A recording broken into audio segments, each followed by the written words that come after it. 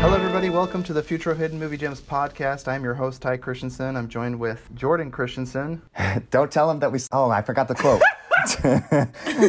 Yeah, no, you did it wrong. Are we living together? Yeah, but no. No, I didn't want to quote it word for word because I don't want to, like... Oh. Anyways. Well, let's just keep moving on. Okay, well, that was just as awkward. I wish I could rewind time and undo this whole intro. We're also joined with Cameron Mickle. Sup, cheeps? And we're joined by none other than Brighton Forgren. Hi. Nailed it. Pretty good. Yeah, pretty close. You know, if I had the ability to time rewind, I would go back and learn your name and say it properly. What's your last name? I'm sorry, I'm not saying it right. Forsgren. Sounds like a Harry Potter name. Thank Did you you. ever get that? No, I've never gotten that. That's a really good compliment. And even the name Brighton Forsgren. That should be like a legendary horror, you know? Honestly, thank you. I don't deserve this. What house of Gryffindor? What house of Gryffindor? No. What house are you from, dude? What house are you in and why is it Gryffindor? Definitely Hufflepuff. I was Hufflepuff. I've taken the test like 3 times and I'm Slytherin. I don't know why. Ooh, snake. Yeah, that does have a Slytherin pureblood vibe to it, doesn't it? Okay, we're off topic. Today we are talking about a very special movie near and dear to most of our hearts. The best rom-com of all time. Mwah. Did you say the title or did you say of all time? Because it actually sounds like the title of the movie, which is About Time. Both. About time, we finally got to the title of this movie. Okay, 2013 this movie came out. It was directed by Richard Curtis, also written by Richard Curtis, starring Donald Gleason, Rachel McAdams, Bill Nighy. 2 of my wives. Holy cow. Oh my gosh. Practicing polygamous now. I'd make an exception. Lydia Wilson, Lindsay Duncan, and Richard Cordery. Oh, and I forgot, Margot Robbie makes an appearance. How about that? What was it like watching this movie for the first time, and what was it like rewatching it for this podcast? Let's start with you, Cameron. Oh, freak. I don't even remember who was the first person that showed me. Jordan, was it you that showed me? I think you were the first one to show me. I don't remember. That was kind of when Jordan was dabbling into throwing in a rom-com every once in a while in between the Nazi killing and Glorious Bastards. And oh my gosh, it was just such a refreshing thing because I hated mom's stereotypical Chick flicks. I just thought of every chick flick was like Pride and Prejudice, just 4 hours of just but it actually turns out that it can be hilarious, have a great story and overall good message, and have a good romance in it. So first time I loved it. Watching it recently again, I was actually showing Drew, and oh my gosh, just every single time I watch it, it just makes you so happy, just all the messages. I like that you watch chick flicks with all your guy friends. It's good, Cameron. All right, you caught me. I'm gay, dude. Okay? Do you guys cuddle too? Just a little bit of spooning. The overall message in About Time, just it's such a good feel-good movie that afterwards, I don't know, makes you just want to be a better man. I am gay. Is that a problem? Dude, when Rory's let's just not even go on that topic. She's gay. Shut up. I am gay. I love that line so much. So funny. You know, some of us old-fashioned types might think that the two of you are gay. First time I watched it, I rented from Redbox, and I'm like, oh my gosh, how have I not seen this in theaters or heard more about it? I'm surprised. Well, actually, I'm not surprised Cameron picked this movie because it's got all his favorite things: time travel, Rachel McAdams, just everything he loves. And everything good in life. I loved it so much, I'm like, I need to show more people because I got emotional at the end. Not quite as emotional as Mom. When I showed her the first time, I did a quick cut and I just edited out a few scenes in it because it's actually pretty tame for an R movie. And she just was bawling at the end. Loved it every time after that. I've seen it many, many times. On this viewing, yeah, I loved it just as much as all the other times. Kind of wish I watched it with another person because I watched alone and it's almost depressing. You could have watched it with your roommate, Jordan. And you guys could have cuddled. We watched Adaptation instead. That was really good. Except you see a woman give birth. I almost fainted. Off topic. Glad you're as tough as I am, Jordan. Whatever, Cameron. You can't even get a shot without fainting. That's what I was referring to. Little my cheap. gosh. A little cheap. That's what I was saying. Cheap. Cameron's like, oh, blood drawn? Yeah, I can. Oh.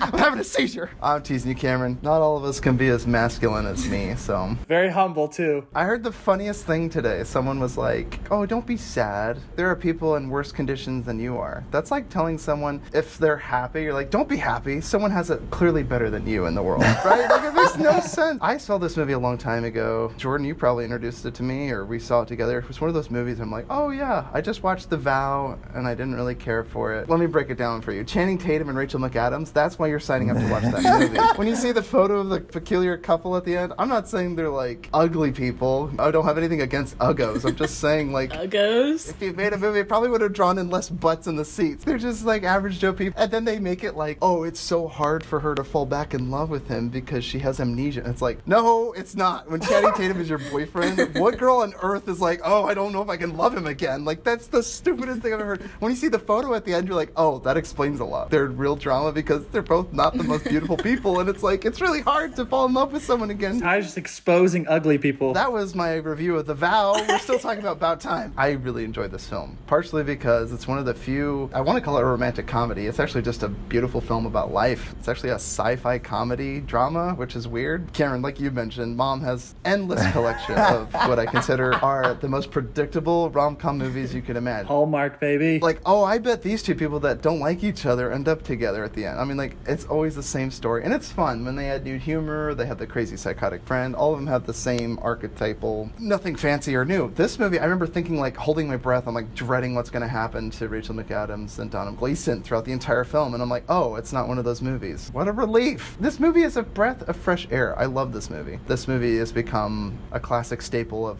my life. Like, it's one of those movies in my library that'll always be there, and I'll probably watch it yearly. I don't have movies like that. Not very many. Just catching a few nitpicks here and there, but more of the funny quotes, because this movie's actually a lot funnier. There's a lot of great dramatic elements. I watched it for the first time when Cameron was like, hey, do you want to be on the podcast to watch this movie? And it's funny that I'm just now learning that it was Cameron that chose the movie. That's really funny too. But it was really, really, really, really, really good the first time. I watched it alone, which was sad. But it was so good, and I was kind of just like taken by how beautiful like the cinematography was. Just like it makes you feel good in like every aspect of it, and it did everything that I wanted it to. And then I rewatched it because, you know, just getting ready for the podcast, and I just barely finished it, and it was just as good the second time. And I noticed like some of the funnier things. I noticed just like more, and I loved it again. And I am definitely a sucker for feel-good films. One of my favorite movies of all time is Pete's Dragon. What? Wait, which one? The original, or are you talking about the new one? I know. I'm a fraud. I only like the new one. And I can watch it probably like weekly. Happiest home in these hills, in these hills. Yeah, you need to see the old one. Well, I've seen the first one. That's great. A dragon. I swear I saw a dragon. It's a good film, and I can watch it like all the time. And I hate rewatching movies, but then I was totally fine watching this one again. I'll probably watch it again in a week or two, or maybe yearly. I don't know. It was really good though. I loved it. Plot recap, Jordan. Do you have that prepared? Gospel library voice. No. At the age of 21, Tim discovers he can travel in time and change what happens and has happened in his own life. His decision to make his world a better place by getting a girlfriend turns out not to be as easy as you might think.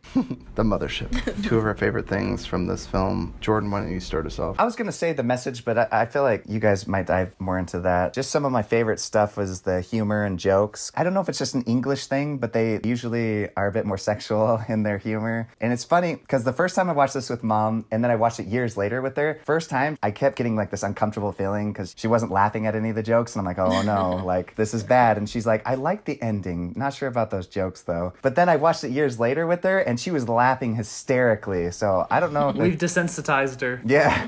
I think you build a relationship with these people and somehow it's more personal. It's like if your best friend says an off-color humor, you're like, oh, it's just my best friend. But it's like if someone you don't know, like a stranger sees off-color, you're like, what's wrong with that guy? Is that guy some kind of perv? Every year, like I said, as I watch it, like I feel these are like people that I've known for a really long time. I know that sounds weird. I think you're a little too invested into the film, Todd.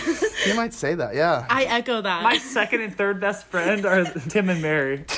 Yeah, these actors. I feel like that too, though. It was amazing. Right? No, see, I'm not crazy in this, Cameron. Right? Stop trying to make me crazy. The first thing I absolutely love about this film is Rory. Oh my gosh, dude. Just every single part he's in, it just makes me so happy. Just him existing. Lawyer friend. Yeah, the curly-headed kid who just can't do anything right. Every single scene he's in is just always him doing something stupid. It's like, what total loser would not have any plans on a Saturday night? And then it's like him going with with Rory to like the play. That was fantastic. I just love how like naive and innocent he is. It's like almost having like a large child around. I don't know, he just like brings a lot of humanity into the film as well. The overall messages that it conveys. Oh, my biggest pet peeves in movies, they force the drama just so you can have like the arc of the comeback, which it just bothers me, especially in romance movies. It pisses me off so bad because it's always like he said something to be me and it's like, oh no, oh, and then he goes and apologizes and they make out in the rain. It's like, okay, that was the cheesiest shiz I've ever seen in my life. And so that's what I loved, is that scene where he's like with Margot Robbie, who's a freaking babe, and he's just like, he realizes like what he actually wanted in life, and he like realizes like what actually was important. And I love it how he proposed to Mary right after that. Like a gorgeous model like asking him pretty much to like spend the night with her made him realize like, you know what, Mary's exactly what, like everything I want. That just kind of like perfect envelopment of like, you actually think that she would want like a long-term relationship with you, and appreciating what he had and just realizing how amazing he had it with Mary. The messages at the end with talking about living every day to its fullest, just overall amazing messages. That scene is shocking for an English film, especially because this same director made another movie called Love Actually, and everybody's cheating on each other, and it's just like, what happened? Like, where was the same guy that wrote this movie? He went through a breakup, man. That's probably what happened. Probably. His girlfriend cheated on him. He fell in love is what he did. Fell in love, he got smitten, made this like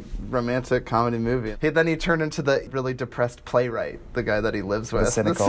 Yeah, that guy. I have a question about him. Would you guys go back in time to help him with this play instead of meet the girl of your dreams? No. Absolutely not. Screw that guy. No chance on earth, dude. Are you kidding me? When he ruined the relationship with Mary, I'm like, forget the play, bro. Yeah, forget him, man. What a loser. I was like, go back to that blind date. Are you kidding me? That was like the most romantic and cutest thing ever. And then he's like, yeah, I'll do it to save the dude who I'm friends with. Well, and he was so smooth on that first date. Like, there was not a single awkward part. And then he has to try for like weeks after that. And every single time he sees her, it's like, don't do that, don't do that, don't do that. Like, he was not smooth at all it's after like that. Cringy. Yeah. Hi, Mary. Hi, I've never met you. And He you're like pokes her. And I'm like, holy.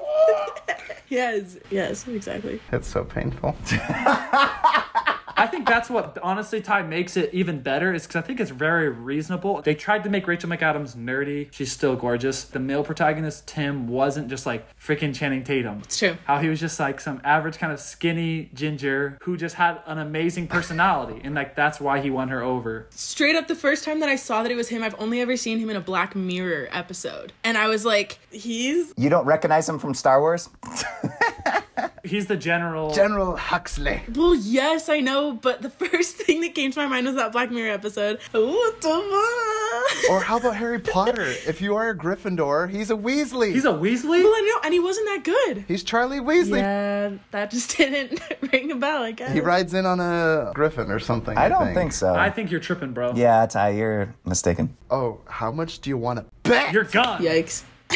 Prepare to eat your words. You guys seriously trying to question me? Okay, I did make a mistake earlier with Paul Dano being in Zodiac. He's Bill Weasley, so you were wrong. He is in Harry Potter, though. Wrong. He was a freaking Weasley. I don't know who he Bill is. Weasley. Nice try. I didn't even know Bill was a brother. Okay, tangent done. Keep going. You're wrong. I was right. He was a Weasley. Half right. You guys eat He's your a words. ginger, so he had to have been a Weasley. Seriously, though. It's true. They called in every ginger for the They cast. used them all. You're the only Brit that has red hair. So true. There's a lot of redheads in this movie. There is. When I said redhead, I was actually thinking, Cameron, of his other awkward friend that he invites over to help him Jake. get with Margot Robbie, and then he keeps like Hitting him in the back of the head. that weird friend that hooks up with the sister, which actually he was really good for his sister because his sister is crazy. Dude, when she's like kissing, if I came into a family and someone was doing that to me, I'd be like, ah. They had so many uncomfortable, like it was very realistic of like the situations in relationships, because like you have to meet the family and it's not always like, oh, your family's so nice. Like Tim's sister comes sprinting in and tackles Mary like onto the ground and then just is like kissing all over her. You're like, that's kind of weird and awkward, but like Mary handles it like a champ. Really realistic. Man, that was hard to say.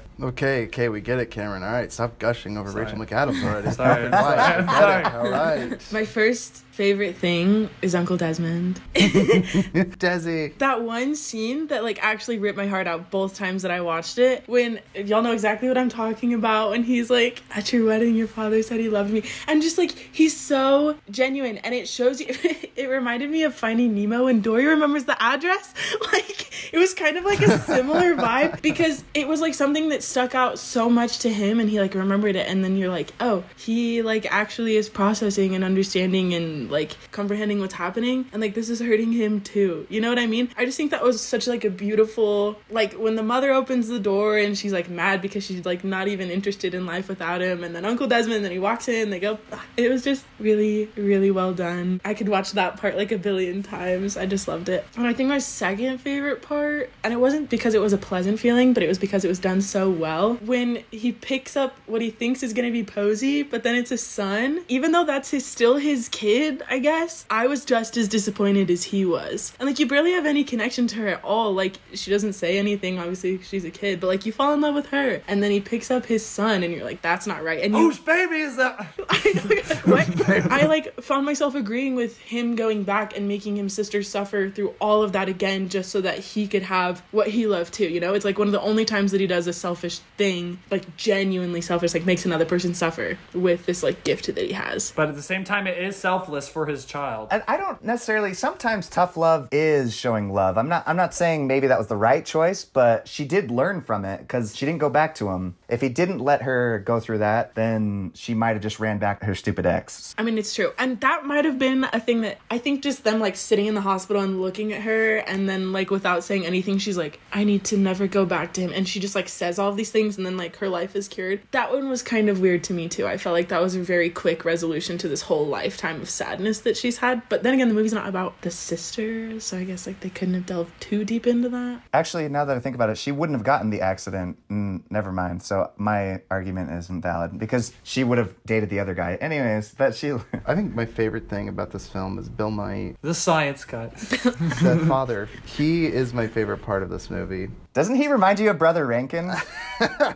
My father-in-law? Yeah, definitely. Just intelligent. Very funny. He's a very sweet person. He's very honest. I think he's probably sells this movie because he's the emotional crux, thinking like, what is going to be the misunderstanding between Rachel McAdams and Donald Gleason that makes them break up and then reunite at the very end of the movie? That's every formulaic rom-com has this. It's not. It's about growing up in his relationship to time travel and his use of time travel, and in the future, without going back and ruining your own life or screwing up your kids, you continue to live life and you continue to grow and learn, and you need it less and less as you get older. He's the one that teaches Donald Gleason, sets him on. He's like the old wise character, right? But he's the one that he's grown so emotionally attached to. He teaches him how to time travel. He teaches him that he doesn't need to use it for wealth or for money. Never met a happy rich person. He used it to read books. Like, that's his passion. He like challenges him. He's like, what do you want? And Tim's like, I just want to find a girlfriend. He's, wow, big. I almost thought he was being sarcastic, but I think he's being genuine to his son. And he's like, yeah, the mothership. Just getting a girlfriend for him seemed like such an impossible thing. The relationship that they have, it's on the day of the funeral, and he can no longer go back and visit his father because the third baby is on the way, and once the baby is born, he can no longer time travel before the baby arrives. And so he goes back to just a very peculiar day where he was just playing with his dad, ping pong. He goes upstairs and he lets his dad win, and then he's just like, what do I get? And he's like, how about a kiss? He's like, a kiss? And then he's like, oh. He's so intellectual, he knows what's happening. You know, he doesn't even know that his son time traveled to get there. Is this it? And so they do this really special moment where they go down to the beach and they spend this day together, and that's by far my most emotional scene. That's where all the emotional weight comes from. It's their relationship between a father and son, which is surprising for a romantic comedy that there is so much emphasis put on that. He sells the movie for me. He's made it a timeless film. I love the humor in it, how quotable it is. I just want to say that wedding was the most amazing wedding on the earth. Seriously. Yes. With the storm and everything. Well, it's only amazing because it's none of our weddings. Oh, I don't know. See, I wouldn't want to be caught up in that, but it's fun to watch it in a film. The best is seeing Tom Hollander, Harry, he's that miserable playwright guy, has his umbrella that's all shredded and torn to bits, and then he offers it to the lady. He goes, here you go. And he's like soaking wet. I think it was a beautiful disaster. I don't know. I even like when he asked his wife. Yeah, would you change anything about today? She's like, not a single thing. I mean, he did change a few things. He changed who gave the speech. Like 4 different times. Gotta get that right. The details of him like saying beforehand, like when they're planning the wedding, she's like, we can't play that song. And he's like, oh, we're playing that song. And then he starts singing it to her. Like, I just love that stuff. El Mondo. El Mondo. Armando. All right, what's your nitpicks, Ty? Basically, the character of Kit Kat. She had such a beautiful build-up. And he lets her in on, like, the time-traveling secret, and then she gets in a car wreck, and suddenly everything's resolved for her. I don't know how they would have done this, so I don't really want to bring up a problem without a solution, but I wish she just would have had a little more time in the sun, I guess. So you don't think hitting rock bottom and getting in a car accident was enough? No, she's saying she needed more time to like develop her comeback, I think. Oh, okay, yeah. Okay, I can agree with Yeah, that. like her comeback was so fast, you know what I mean? Like it was so emotional and big that she was in this car wreck, and they did that so well, but then she's just like sitting in her hospital bed and they're like, so you're good now? And she's like, yep, I'm good. I'm never gonna go back to him. I'm not gonna quit a job again. I'm gonna like become a person that I should be. Maybe it's because it was pushing up on 3 hours. Isn't this movie like 2 hours and 40 minutes or something? It's 2 hours and 8 minutes. It feels like 3 hours. But it feels like two movies. So the first time I watched it, I like paused it right where, if it were split in two, I think right where it would have split. It was like weird, like picking it up. This is the second thing that I didn't like. Suddenly she's pregnant. And I'm like, what? I paused it like right before she goes and visits his family. And so they're like, yeah, we're gonna go get married. And I'm pregnant. And I was like, oh, did I miss that? Like, did I skip a little bit when I paused it? But I watched it again without pausing it and I missed nothing. So that part was a little like, for me, but... I thought you were referring to the third baby, because there's a scene where they're talking about having two happy dummies, and then all of a sudden the next scene she's like 9 months pregnant. Literally. I was like, oh! They jumped a lot. I guess life hits you like that, though, Yes. right? I don't know. I honestly thought that kind of played into like the comedy of like, he was like, oh no, we're not ready or whatever. Because I love that scene where she's like, I think I'm ready for a third. And he's like, no, because he knows that means he's not going to be able to go back see his dad. Let's just wait a little bit. And she's like, how about now? And he's like, okay. And then they instantly are pregnant. They did that a lot where they would say something that wasn't going to happen and then they would do a quick cut. I had no problem with the jumping in the time, but I can see why you would be frustrated with that. The one thing that I would say about Kit Kat's character is talk about the worst person to tell about time travel to. Like, the chick's a complete ditz, has no idea what's going on in her life, and you just told her one of the most powerful things ever, and she never uses it again because she's a complete idiot. I'm sorry, but like, she has a brother who can time travel, and she's just like, oh, that's cool. I guess I'll just go whenever you want to take me on an adventure. It's like, can I go see dad? Can I go do this? Like, I would abuse that so much if I was his sibling. He undoes everything, so eventually he doesn't actually take her back because she still gets in the car wreck. So that means he removes her time travel knowledge. Am I understanding that correct? Fudge. Yes, this was something that I thought about a lot because every time Tim goes back, the dad like knows he's like time traveling or whatever. He knows that they've had that conversation before. Apparently he's the only one that ever knows, because then he takes little Tim back to the beach. Like that beautiful day on the beach that they have, little Tim is that. But wouldn't he just time travel, so wouldn't he know like for the rest of his life that he just time traveled? Like it was weird. Yeah, so it plays in the time paradox. Will his memory serve? I mean, I guess he was 21. Do you remember that one day on the beach with your dad, baby? It was just like any other day, but he now has the mind of a 20... I mean, how old was he then? Because he'd already been married. Yeah, This is like 2 kids already, so... But what's really sweet is what he says is it's almost against the rules, but if we're really careful so you don't change anything, they essentially did exactly what they had done that day on the beach. And it's just like a really special memory that he's somehow formulated to ensure that it doesn't affect anything in his future. The movie is a little loose with that. This son's growing up and becoming like his father. The father doesn't seem to be time traveling. He did mention, he goes, I'd like to redo the toast and say I love you. And that's like one of the few things that he does. His relationship to his son is one of the most important things, but he doesn't time travel much. You never see the dad time traveling. He thinks he's using it for a good purpose. He's not wasting his life. He's not using it for frivolous things, even though he made plenty of silly mistakes. But only the men in this family travel, and mom doesn't know. Manpower, baby. Oh, here we go. Wage gap. That's one thing that I thought was like really interesting, and that's why I tried not to focus too hard on the whole time travel, because otherwise, like if you think about it, they would have to be parallel universes, because if the dad's going back and changing the past at the same time that the son's changing the past, then it's creating like, then you're overlapping changing the past. For example, if he goes back to change something and then he ends up not telling his son on that same day, then it messes with that. I should have taken some Excedrin because you guys are trying to explain all this time travel stuff. My head is like ready to explode. It's not the sci-fi element of this movie that carries it. Like, I was worried about it too. When he comes back and finds his son, he's like, oh, gee, like, it's not his daughter. I almost thought, like, oh, like, this is the misunderstanding. It's maybe this terrible. And then he just goes, no, you just have to go back and you can't change things before your kids were born. And he doesn't even tell him before, but he's able to fix it. And he gets his daughter back, like, very easily. I guess with Kit Kat, he tried to, like, save her from this terrible boyfriend and take these bad things out of her life. But the moment he did that, yeah, she didn't get into a car wreck, but she hasn't had to do any of that growth or progression herself. yourself. Kind of like putting a bubble around somebody, I guess, but you're not giving them, you're feeding them a fish, but you're not teaching them how to fish. Father figure at the end, he finds out that he developed smoking and he couldn't go back and change it because he would have lost all of his kids.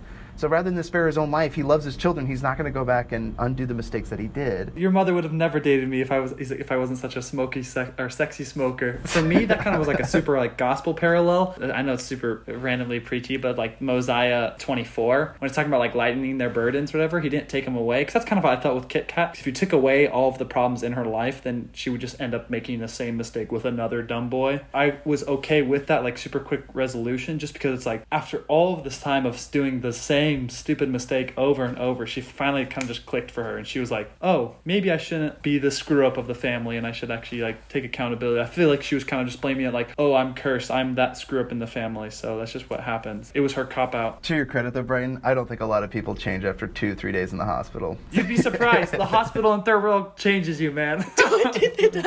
Honestly, yeah, that's a lot. I changed. That's right, Cameron and Brighton both were in Brazil, was it? But Ty, it's been over the course of a long time. I feel like it was like she hit rock bottom. Yeah, it was kind of the last straw to break her camel's back. That's fair. It almost does feel rushed for the sake of the story. How do we fix the solution? It's hard because in the end it's like, oh, so he did something, but he found out he couldn't do that, so he just quickly undid it. But just like every mistake that he ended up doing, he just undid it pretty quickly. He met Mary 3 times for the first time, which is insane because when he's older and he has Alzheimer's, he's gonna be like, how did the two of you meet? He's like, oh, we met at this restaurant where it's all dark. And she's like, what? We didn't meet there. Oh, yeah. No, we met at the Kate Moss art gallery. And she'll be like, what? We didn't meet there either. We met at your friend's party. I feel like that Kate Moss thing for her was kind of like a low key, like, I'm not going to tell everyone I love Kate Moss. Like, of course she'll go to her gallery or whatever. The first thing he says to her the first time that she meets him is like, let's talk about Kate Moss. And she's like totally on board. I would have been like, how do you know that about me? Like, I feel like that would have been way weirder. And the fact that he said exactly what she had like quoted to him, that would be really creepy to me. If someone like quoted word for word what I think in my head, I'd be like, okay, get away from me. What? And she's like, the beach, yes. That's called love at first sight, Cameron. That's called, you're a time traveler. Then I would still marry that person. Cameron's like suspicious. Cameron's like, how did you get here? What year are you from? The person's like, what the fudge? What time paradox are you from? How did you get here? DeLorean? You squeeze your hands in a fist? The first date was a good idea to do the blind date because eventually that technically gets erased. That was actually really clever. The whole Kate Moss thing was pretty funny because he comes off so poorly. It hurts me. He comes off as a stalker. How do you know my name? You remind me of my mom. The fact that they gave him the time of day after all the things he said to her, no, I'd be so out of there.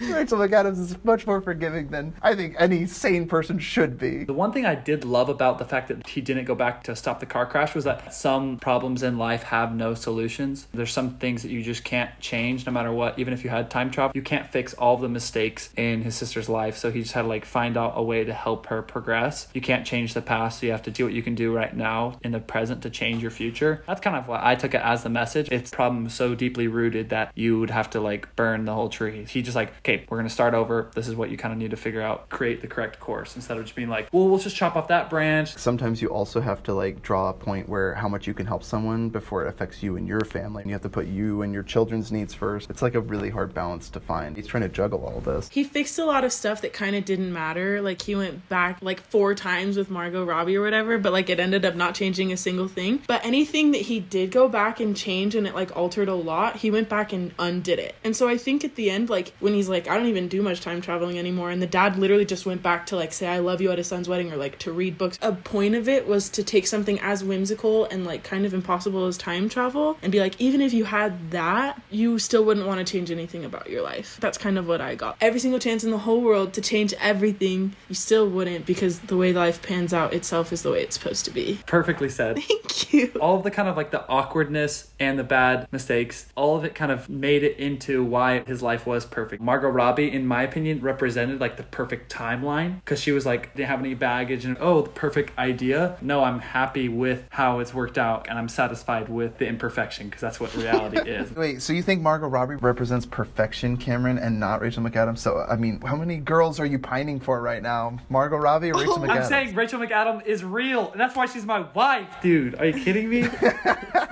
Margot Robbie's not human. And that's what I love, is it shows And they didn't try to make her human, though. They never once were like, yes, she's this attainable person. That's why it was so crazy. And it knocked him into proposing immediately because she was so perfect. Was she unattainable, though? She's like, Proppers, come on in the room. The view's good for my room. I was like, girl, you were out of his league. Why Are you kidding me? Dude, do you not remember at the end of the summer where she's like, come back to me at the first night? And then he's like, okay, comes back first night. The last night. You sure about the last night? Yeah, I'm sure. He kind of realized time travel, you can never force anyone to love you. It didn't matter how perfect he set it up. It just wasn't going to work out. And then once he was satisfied with his life and he was satisfied with how things are going, she wanted that confidence in him. And that's why she was like, oh, like, hey, we should like get something. Even though he had to do 3 different meetings with Rachel McAdams' character, that he would have ended up with her regardless of how many times. Because then that would explain why she was so trusting in the museum, even though he came off as a complete stalker. And he also took the easy way out. He wasn't even willing to take her away from the other guy. He like literally snuck in, time traveled before he even met this new boyfriend, and that takes him out. He's like, what a douche. When he goes back and he has a son instead of a daughter, he still has Rachel McAdams. And I'm confused. The reason that it is changed is because he said that anything that he would do would possibly change which sperm would fertilize the egg. And so that's why any slight change would change the child. That's what the dad told him. If Kit Kat's life was totally different, I feel like Rachel McAdams wouldn't be there. Would I have met my wife if Cameron ended up dying? I don't know. Maybe my life would have been changed. I probably still would have done something similar. I would have been unaffected type. Nothing would have changed in my life. I would have forgot about him. Yeah, right? It wouldn't have affected me. I would have been just fine. I probably would have gotten over it the day after. But maybe it does go back to what you were saying, Ty. Like, he met her 3 times, and even then she was still, like, kind of obsessed with him every time. And you're like, what is this girl seeing him? Since I've watched a lot of time travel movies, like Flash, because there's lots of theories on it, and there's some people that believe once you kind of go back in time, no matter what you do to change, like, small events, eventually, like, big events will always happen, no matter even if the details change. And so that's why I didn't have that big a problem with, like, him being back with her, because you saw how many different ways you can meet a person. Like, he met her 3 different ways. And that's why, honestly, I don't believe time travel ever exists, because there's so many different possibilities, because then there's millions of realities of, oh, there's me who did the podcast today, there's a me who didn't do the podcast today, there's a me who wore a different shirt today. I don't even want to get into it. There was a really cool example in Project Almanac? No. I actually heard this in church. They talked about shooting a cannon. If you're even like the smallest degree off, by the time it hits something like miles away, its trajectory will eventually go like way out there. It's like the science project that me and you did, Jordan, rolling a giant tractor tire off our roof. And somehow we were just slightly off. It ended up rolling off the roof into the street and into someone else's car. Oh, I don't remember that. Jordan suppressed that memory. He's like sunshine of the spotless mind. I do have another question, though, because sometimes Ty does like these weird questions about life or whatever. I love that. These weird questions. Sometimes you do these weird metaphysical questions about life, you know, it's stupid. You were talking about the part where he's like clenching his fist in the closet and like pulling pranks. I was thinking, like, is there something that we're told when we're younger that we actually believe that our siblings do? Like, Alex used to make us believe that leprechauns were real, and she would go through these elaborate things. Like, she'd draw up maps, she would hide treasure in craziest places, and we would find it. Sometimes I wonder if we find things in like our neighbor's yard and stealing things, thinking it's treasure, but it's like not ours. It's crazy what you can make people believe. So it's just funny when he goes in the closet and he's like, I'm gonna look like such an idiot when I'm clenching my fists and nothing happens. You asking if any of us got pranked, Jordan? Is that what you're asking us? Tim reacted exactly how I would react. Totally negate everything he's saying. Like, that curiosity, you're like, but I mean, what's the worst thing that could happen if I go into a closet and clench my fist? I make a fool of myself? Okay, but if I found out time travel, it's like, which is not. It's like, but it is. He's like, which is not, but it is. Cameron would just run to the closet. I can time travel? Squeezing his... I'm going to go back into high school and be the most popular kid and then go hit up my mom. Oh my God. I hate you so much. I'll go back and then beat up Jordan, not get revenge on you torturing me, Jordan. I'll just go to where you're shoving grass in my mouth and I just come in and just drop kick you with a ski mask on. Let's go give it to you. Yeah, but you'd still have your childish strength, so you wouldn't be able to. You'd have your brain. You're like, I don't have to put up with this. And Jordan's like, still grabs you, throws you down to the ground, and forces you to eat grass. And it comes out even worse than it was before. Like, a little bit more resistance. Viva la resistance. Jordan used to do this wonderful thing where he'd pin us down and then rip up grass from the ground, plug your nose so you had to breathe through your mouth, and then stuff the ripped out grass down your throat so you get it in your mouth. He'd make you eat grass. I remember that. Is this what it's like to have brothers? He would do it with his sweaty socks after you'd mow the lawn too with me. Oh my gosh. Oh, my favorite was when I'd give you the wedgie and pull you across the floor, pulling it so hard. And then all you ganged up on me and did it to me. You guys ripped my underwear right out of my pants.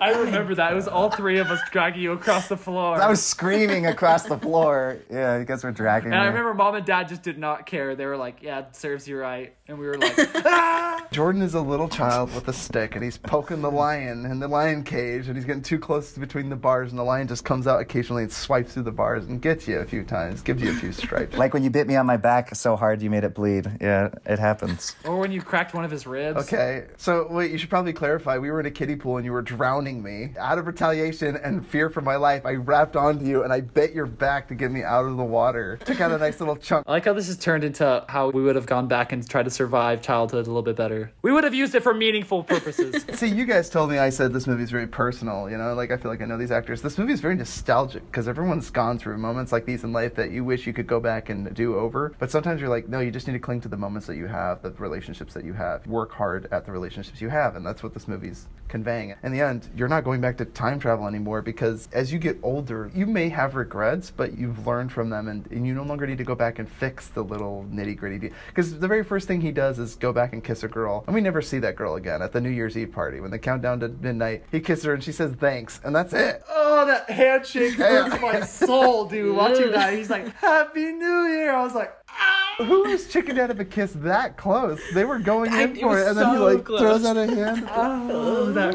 He already went 90, and she was already coming like the 9%, and then he like. handshook. Yeah, that was horrible. Any other nitpicks? No, it's a great movie. What are other movies like this? What's the second greatest chick flick of all time? I don't know. It kind of reminded me a little bit of Hitch, just kind of having like that positive outlook. A lot of the ways that people met was through like personality builders instead of just like straight up looks, which like a lot of things are based off. Like the first thing that he meets his like wife at is a literal blind date. I'd say the movie this is most like is Ad Astra, and hear me out. I know it sounds like a stretch. Dude, what are you smoking with? But shush! Both movies star a really handsome man and his relationship to his father. Did you just compare Brad Pitt? Hear me out. No, Tommy Lee Jones and Bill Nye. They're both the father figures. I'm aware. Wait, do you think the dad is attractive? I'm confused. Who's the cute one in this movie? Have you seen Bill Nye? Oh, Donald Gleason and Brad Pitt are handsome actors. I think Donald Gleason's a handsome chap. I mean, okay, he's not Brad Pitt, but freak, who is Brad Pitt? Brad Pitt is like the only one. I've already said this on the podcast. Who on earth looks like Brad Pitt? Matt Damon?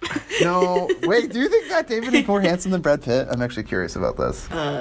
In The Martian, yes. Oh, in The Martian. He's more handsome than Brad Pitt in... Did you see Ad Astra? Yeah, when he's all smart and a botanist.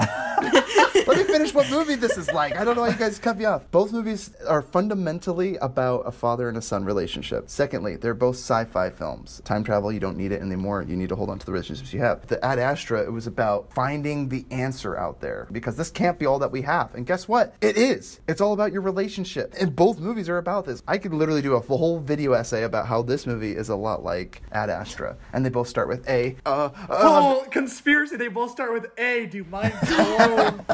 No, but they're both two-worded titles. That's all. I'm giving every single evidence for it, man. Words? Oh my. I already gave enough evidences. I'm just like stretching here, obviously. But so what does Brad Pitt do in the end? He goes back and finds Liv Tyler, and he goes and makes the best life with her. He makes up with her, right? What does Donald Gleason do? He moves on from his father and holds on tight to his relationship with his wife and his kids. Boom! Both the same movies. I kind of spoiled Ad Astra on this podcast. Very sorry, but I had to make my case. You always spoil another movie on every other podcast. Why don't I spoil another one while I'm here? No, don't do it. I'll spoil Pete's dragon. He finds other dragons. He finds the dragon. Everyone likes the dragon at the end. I'd like to see you guys find a closer comparison. I didn't think so. Cheap. Try Rachel McAdams' other time travel movie that's completely horrible. Oh, the time traveler's husband? Time Traveler's Wife? That wasn't too bad, but it was pretty The bad. beginning was good, but the rest of it's a dumpster fire. No, it is bad. Any full-grown naked man that appears to his wife in adolescent years, it's bad. There's no way of getting around it. Come here, little girl. Trust me.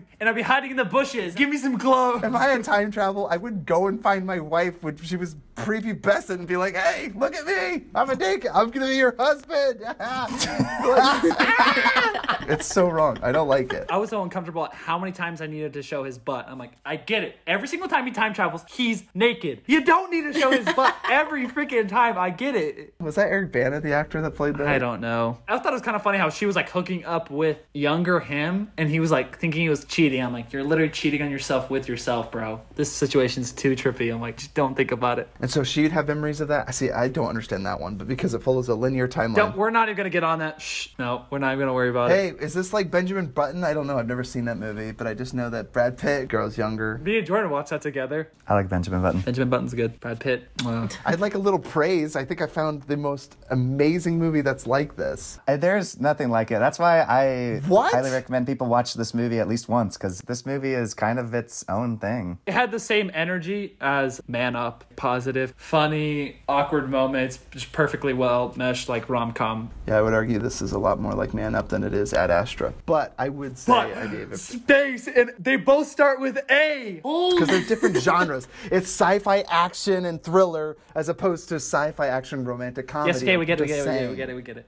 I feel like, but the sci-fi feels more like a smaller part of this film. It is a big part, but it's a small part, if that makes sense. Yes. They use the magnitude of space to bring up how important it is relationships on Earth. I'm gonna need you to simmer down, Ad Astra. I've already told you this so many times, but you guys don't understand. Don't you get it? I have good people skills. What's wrong with you? I'm sorry we're not on your intellectual level, Ty. Someday we'll get there. I can't reach you guys. You guys are unbelievable. We're hopeless. Brighton, talk some sense into them. Was that the worst comparison you'd ever heard? It wasn't the worst comparison I've ever heard. Well, there you go. Just like I said earlier, hey, don't get too happy because there's plenty of other people that have it better off than you. Yikes. What is the message of this movie? Brian, you said it perfectly. I could copy and paste what you said. I don't think anyone can say it better than you. Thank you for the hype. I don't deserve it, but thank you. This movie is telling me that if I had the time traveling ability, I would travel back to a time when I heard the Killers playing on the radio, Mr. Brightside. I would do the same thing. That was a big thing for me, though, because I feel like I couldn't really place when this movie was. When that first New Year's party, I didn't know, like, what year it was or anything. It felt quite timeless. And the rest of the film carried like that until it had a Killer song playing. I was like, oh, it's about then. And I kind of liked that it was able to, like, stay away from how we see time, and it was more just like, oh, this is a movie, like it's in whatever time I want it to be. Didn't recognize too many of the songs. I recognized that song Tattoo from all the things she said came running through my head. I remember my sister had that song and I found out it's about a girl that falls in love with another girl. I know, and she's gay. I am gay. Is that a problem? I wish they could see y'all do that. No one's ever gonna be able to hear this and see this. Oh yeah. Rory, she's gay. Shut up. If you watch About Time, John M. Gleason throws up his hands and kind of does jazz hands when he says the word gay because he made a misunderstanding and assuming that Margot Robbie's character is a lesbian, and that's why she turned him down originally, but she's not. But she has a friend with her. That's why we keep referencing homosexuality throughout this podcast. So anyone listening, don't be offended. Who wins the Academy Award? It's either Rory or Rachel McAdams. I mean, you can't not have Rachel McAdams be up in the running. I give it to Bill Nighy. Me too. I think it's the father. Yep. Yeah. There you go, Cameron. You guys make me sick. That's 3 against 1. I didn't even have to fight for that Is one. Margot Robbie, is she a unicorn? Does she not exist on the playing She field? does not exist, dude. She's not real. Are you kidding me? She's not a real human being. Such a robot. She's an android. She's from Blade Runner. A replicant? I'm Harrison Ford. I got 100 down, dude. Kill her. Well, it sounded a little dark. I'm sorry. I gotta kill her because you don't think that she's real. If we're just going to be quoting all our podcasts, Cameron, she'll be the head of the unicorn on Jojo Rabbit's table and you'll be there eating it. Rupert, Rachel McAdams' boyfriend for that brief moment. He's the worst. But I mean, he's great. My little bumpy bumpkin. Oh, it's so cringy. Calls her like this pet name and she's like, oh, okay, we're gonna have to go over what we can say in public. I'm sick now. And it must be the muffins I'm eating because of your public display of affection. So Tom Hughes, he played Jimmy, Kit Kat's boyfriend. He was just kind of like super basic, like Aeropostale model who was just like there and he's like, is she here? And I'm like, dude, you have zero acting skills. If you didn't have like your face, you would actually be not on the show. Oh yeah, I love Kit Kat. And I was like, even playing a douche, I was like, dude, I could play a douche better than you. I was like, that was not impressive at all. He sucks. When Kit Kat punches him when they go back in time, that was dope. Just shows how time travel can mess with stuff. He's like, hey Jimmy, do I know you? Yeah, you do. And he just punches him and she's like, what the fudge? And then the dad looks at him like, I don't know what y'all are doing, but y'all are messing up a lot of crap. and then he just disappears and then half the people disappear and die. They're changing the time continuum. We won't even get into the science. Favorite quotes? Uncle Desmond has the best line in the whole movie. on your wedding day, your father told me he loved me. That was the best day of my life. So this is probably the worst. Like that, just right there, like right to your heart. He speaks and it hurt, but it was good. Tim's mother, when he's talking to Mary, like, do you have any like problems or whatever? She's like, I mean, I'm a little insecure. Well, it's very bad for a girl to be too pretty. It stops her from developing a sense of humor or even a personality. Mwah! Preach, son! That's why I would never choose Margot Robbie, is because she probably has zero personality. I'm just kidding. I'm taking shots at her and don't even know her. But just saying, Rachel McAdams is perfect and has an amazing personality. Are you saying she's ugly? What? No, what the fuck? I was just saying. If she has an amazing personality, if she's super funny, you can't have both. She's not perfect. Her imperfection made her perfect. This is me proposing to her. That's my favorite part of Good Will Hunting, is he says all his wife's imperfections is what he loves most about her. He talks about how his wife farts. I thought you were talking about Leonardo DiCaprio and Inception. All of your complexity. I could never recreate you. I'm uncomfortable. This was your responsibility. I love when Leonardo DiCaprio dials it up to 11 when, like, no one knows what's going on. Like, he's not acting on the same plane as most of the other people in the film. Even in Great Gatsby. They announce, we're getting married. Oh, that's wonderful. Who with? With Mary, right next to you. Oh, thank goodness for that. That would have been awkward. Could you imagine? And it couldn't be too soon because we're having a baby. Oh, that's wonderful. Who's the father? Tim. And he's like, oh, thank goodness for that. That could have been awkward. Love that. When she's trying on the dresses, oh my gosh, I was laughing so hard. When he's like, oh, it's a trick question. It's the same dress. Oh, I think I'll just go with this one. Oh, the first one you tried on, the lumpy one. His hair is all messed up. He didn't even want to change that. Wanted to experience that with his wife. I didn't even think about that. Like, he totally could have changed that. He could have just been like, trust me, you're going to want this one. See, I'm telling you, the director, he didn't get cheated on. He fell in love. As Jordan dies. Love?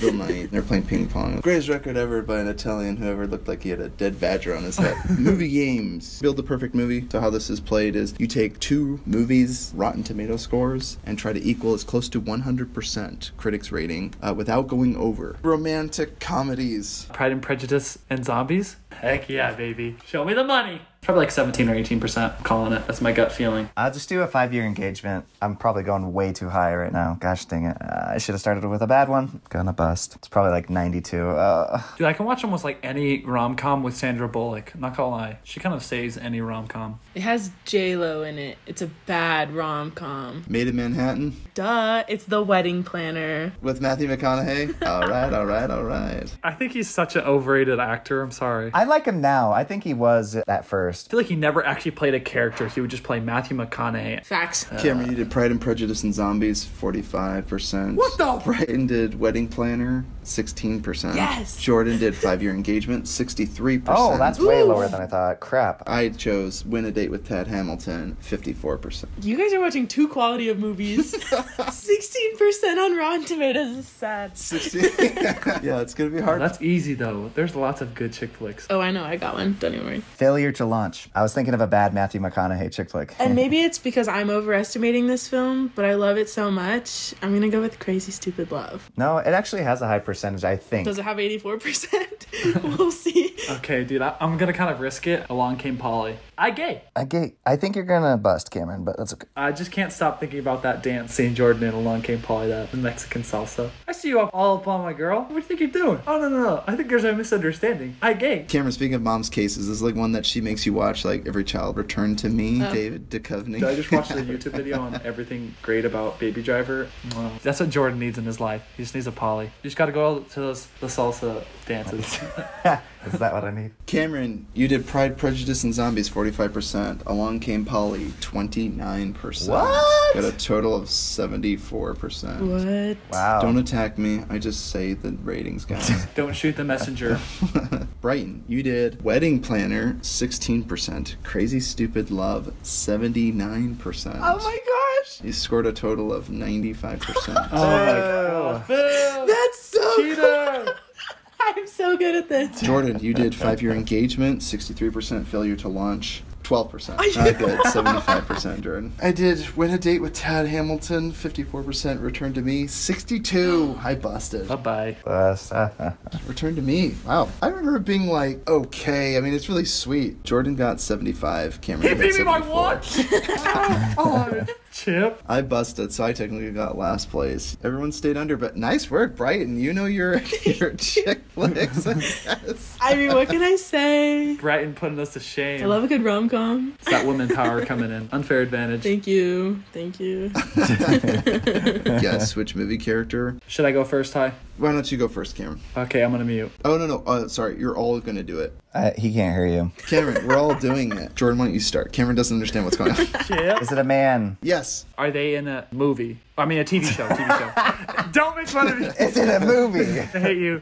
No. Is it an actor? Is that a good question? Let me help you along. Just say the character, Ty. Well, no, Ty. She's asking, are you talking about the actor or the character that that person is playing? It's not a yes or no question. I know. That's why she said, are you an actor?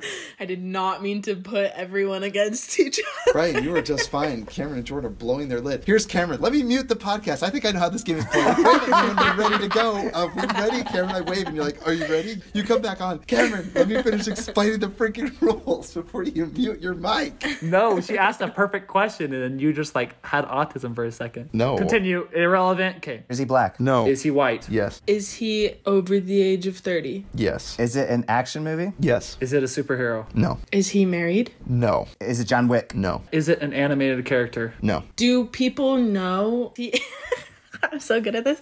Is he People know of this guy. No, he's actually made up. He's my imaginary friend. is he in a position of authority that others are aware of? I don't know how to answer that question. It is a yes or no. I'm going to say yes. Okay. Yeah, you just blew my mind right there, Brighton. I'm gonna need you to keep the questions to IQ level 50 questions, okay? I'm gonna need you to settle down with all of these elite questions. That was a really well-worded question. I'm gonna go back to the dumb level. Does he have brown hair?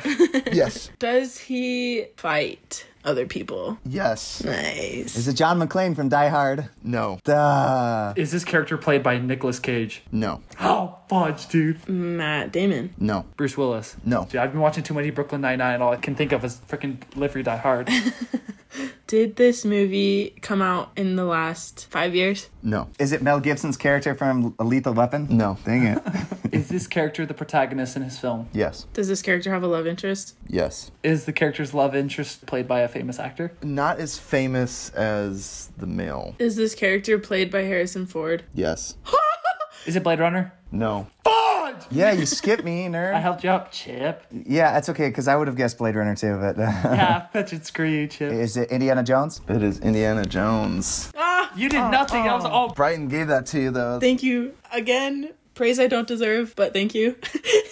I was impressed that you called out Harrison Ford. I'm thinking of white male over 30 in an action movie. It's either Matt Damon or Harrison Ford. I don't know if I would consider that authority, though. He's an educator. He's also an archaeologist, Cameron. He is. He has my dream job. He also had a student literally write, I love you in her eyelids. So I think he's in a position of authority where people respect him, Cameron. That's literally how I answered the question. Maybe you don't respect your teachers, Cameron. That's not called respect. That's called obsession, dude. Indeed. And that's exactly how they sound when they come to him. We are going to end the podcast by saying things that you've seen recently and things you're looking forward to seeing. Is it Brighton or Britain? Brighton. Dude, we've literally said it like 100 times. I've been saying Brighton this whole time. And I'm like, actually, that's wrong. If you have an IMDb, pull up your ratings, but you probably don't because you're not a nerd like us. I haven't ever done that. Wait, I have a list though, and I think a lot of them I have because of Cameron. Take it with a grain of salt. Cameron doesn't have a refined palate. Refined palate. All right, Bill and Ted, I'm going to need you to settle down there, bud. One that I saw recently that I took a long time to see is That's Rocket heinous. Man. So good. Oh, the old one? Yeah. Rocket Man. Are you referring to the Elton John movie? Yes.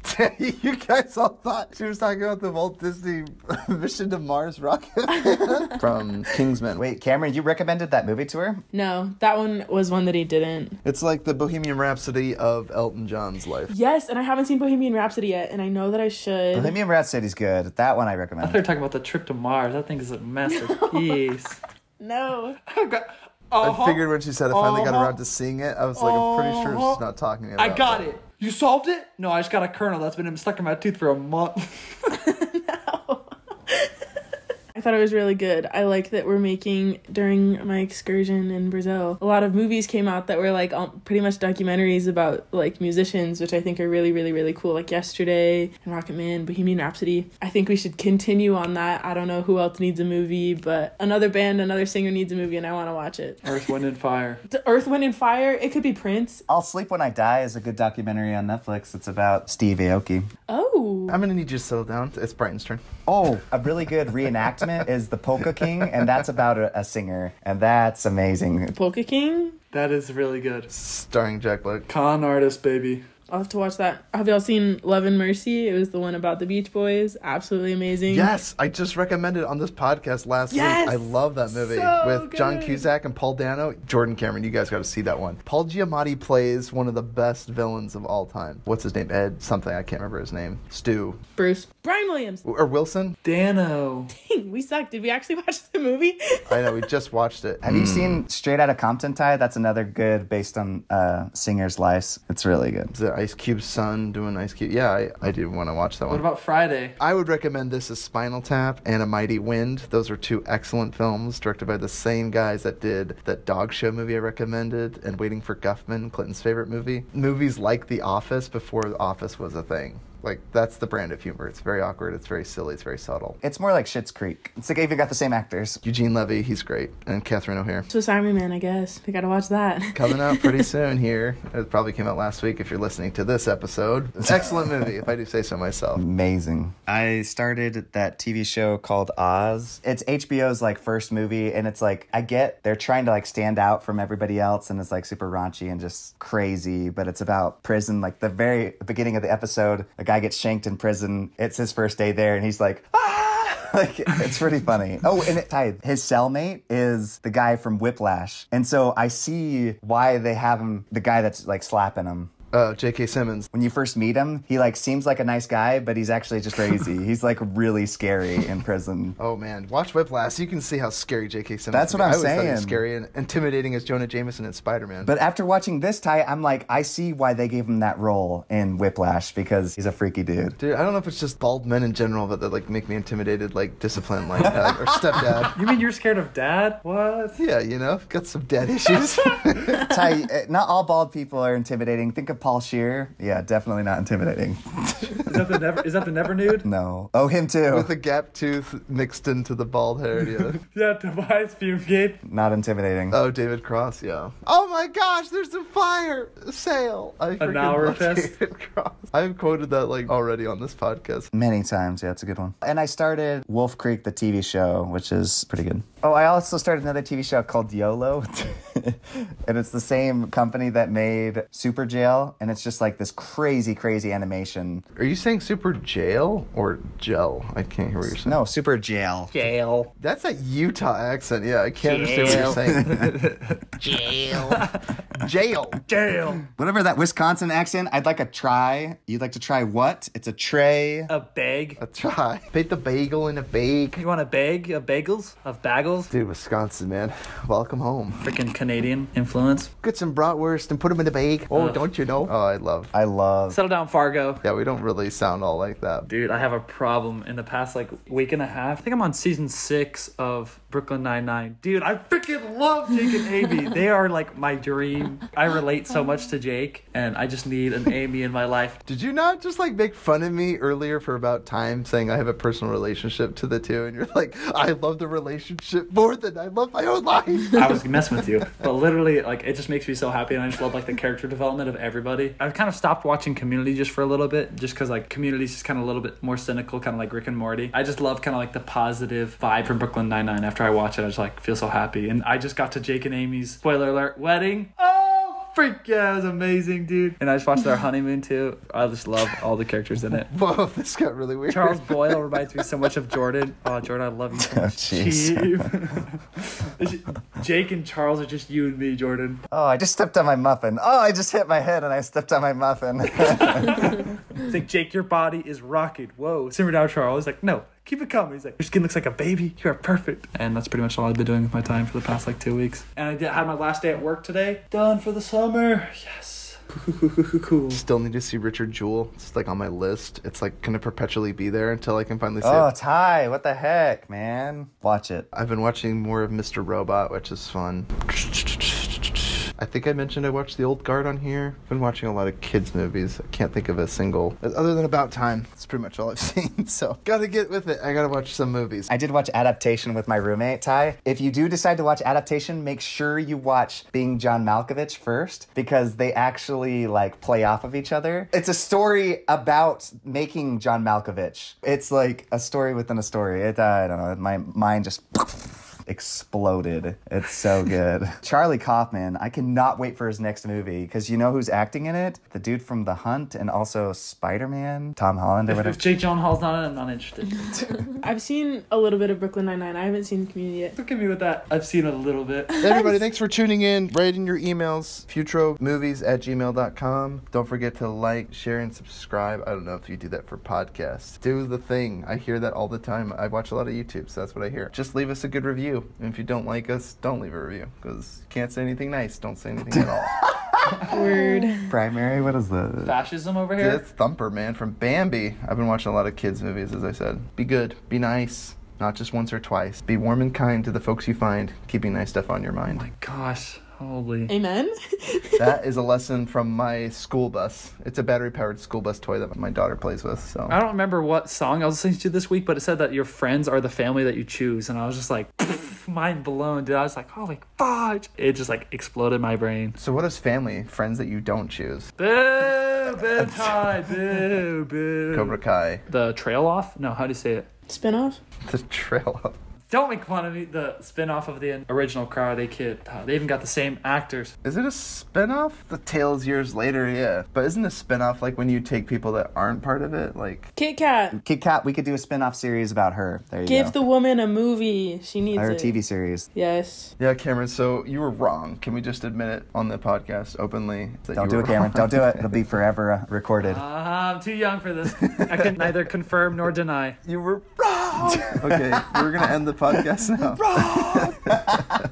Okay, sorry. Ty, wrap this up. Wrap. I don't know how to rap. It's not a taco, it's a wrap. It's a wrap. Goodbye, everybody. Oh, thanks for tuning in. Stay safe. Later. Love you. Bye. Bye. Peace.